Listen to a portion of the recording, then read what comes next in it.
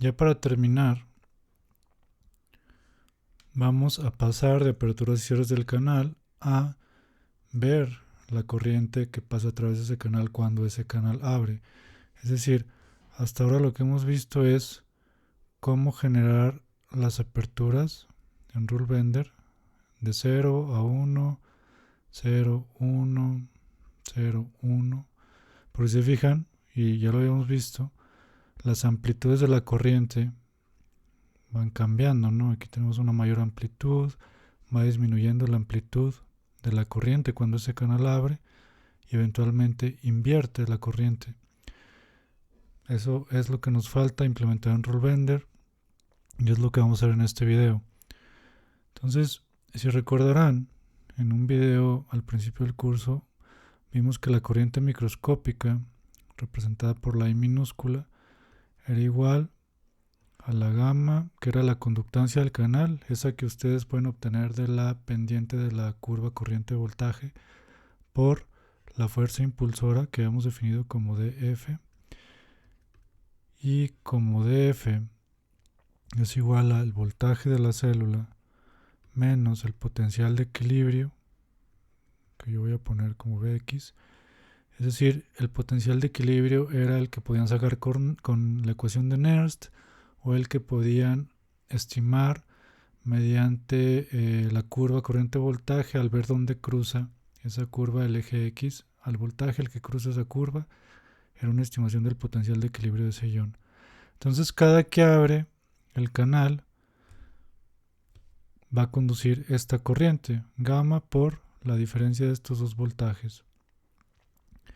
Voy a simular en Rule Bender que nuestro canal tiene una gamma de 20 picosiemens, que si no me equivoco es igual a 0.02 nanosiemens, que el potencial de equilibrio, voy a poner que es el del potasio, es igual a menos 90 milivolts, y el voltaje es el que yo estoy variando con los pulsos de voltaje, es decir, este Vm es el que estoy yo variando desde menos 70 a 0, a 40, a menos 40, a lo que yo quiera, ¿no?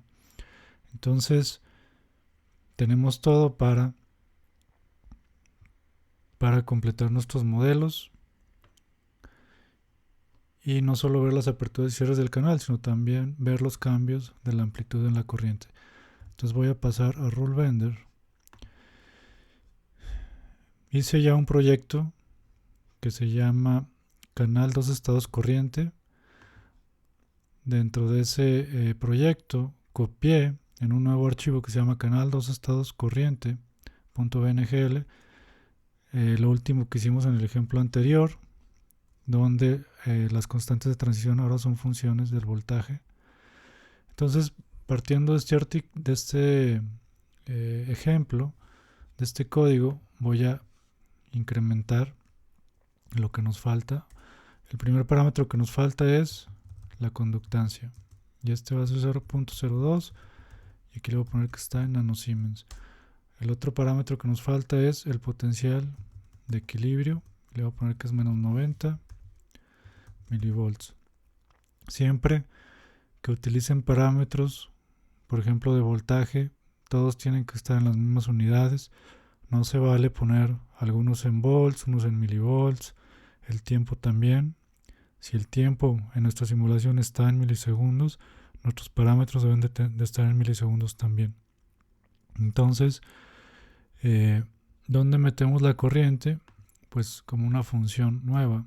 Voy a poner la corriente como I y la voy a definir como gamma por B menos BK. Gamma ya está definido, BK también, pero aquí nos falta algo, que esta corriente solo se conduce cuando el canal está abierto. Eso quiere decir que es cuando el canal está en el estado O, es decir, cuando O es igual a 1, la corriente va a adquirir este valor gamma por la fuerza impulsora, que es B menos BK. Entonces, Voy ahora a cambiar la simulación a 0 milivolts. Voy a guardar y vamos a empezar a simular. Bueno, ya vemos, tenemos los estados, cerrado abierto, las funciones de alfa y beta, pero ahora aparece la corriente microscópica a través de ese canal. Voy a inactivar todos para activar solo la corriente. Fíjense cómo ya no va de 0 a 1, sino va de 0 a 1 punto y algo picoamperes. Esto ya está en picoamperes.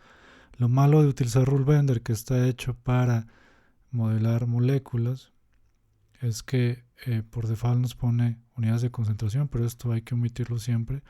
Por eso siempre hay que estar conscientes de las unidades que nosotros metemos, porque eso nos va a permitir dar las unidades correctas a nuestras gráficas. Entonces tenemos que va de 0 a 1.5 picoamperes, y esto obviamente coincide con las aperturas del canal. Fíjense, la apertura es simplemente 0 y 1, cerrado, abierto, pero acá en I yo ya tengo la corriente que pasó a través de ese canal cuando ese canal abrió, pues. Entonces, nada más para checar que esté cambiando la amplitud de las corrientes, voy a hacer un pulso a menos 40 milivolts, de menos 70 a menos 40. Voy a ejecutar la simulación otra vez para ver la corriente. Y fíjense cómo ahora llega a 1 picoampere. A 0 llegaba como a 1.5 picoamperes la amplitud. Aquí a menos 40, además de que no abrió tantas veces como a 0 milivolts, la amplitud de la corriente también disminuyó. Entonces ahora tenemos ya una simulación de unos casos muy simples de canales iónicos, pero muy completos, porque podemos ver cómo cambian las constantes de transición, cómo cambian las aperturas del canal y cómo cambia la amplitud de la corriente.